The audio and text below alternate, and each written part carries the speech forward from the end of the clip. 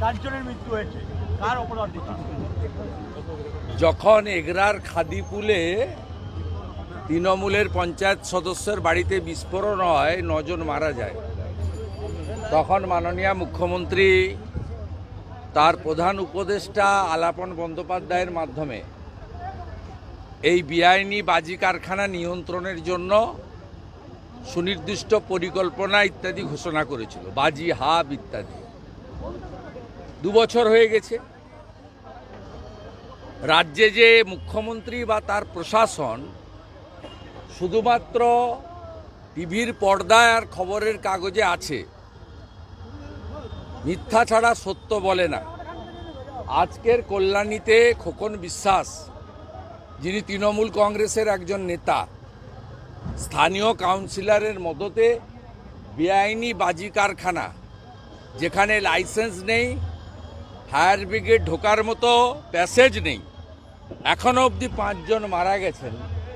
এর দায়ভার রাজ্যের পুলিশ মন্ত্রী, মুখ্যমন্ত্রীকেই নিতে হবে এবং আলাপন বন্দ্যোপাধ্যায়ের উচিত প্রেসের সামনে এসে তার যে গাল গল্প সুন্দর বাংলাতে রসিয়ে রসিয়ে বাজি হাব, বাজির রোডম্যাপ, বাজির এসওপি, এগুলোর কি হালত একটু জবাবদিহি জনগণের কাছে করা দরকার।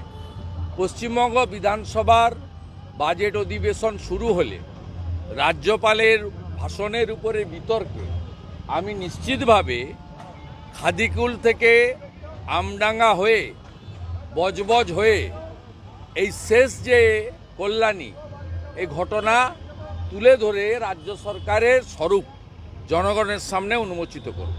অশান্ত বাংলাদেশ, এই ইস্যুতেই বিদেশ মন্ত্রণালয়ের তরফে জানা হয়েছে যে হাসিনার দেওয়া যে অডিও বার্তা, সেগুলো অবলম্বনে বন্ধ করুন ভারত সরকার। এর থেকেই উত্তেজনা ছড়াচ্ছে। কেন বন্ধ করবে?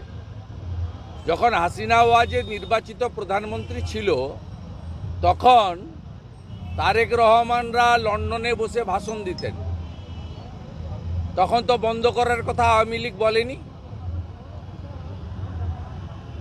এই মৌলবাদী শক্তিরা পাকিস্তানের দোসর।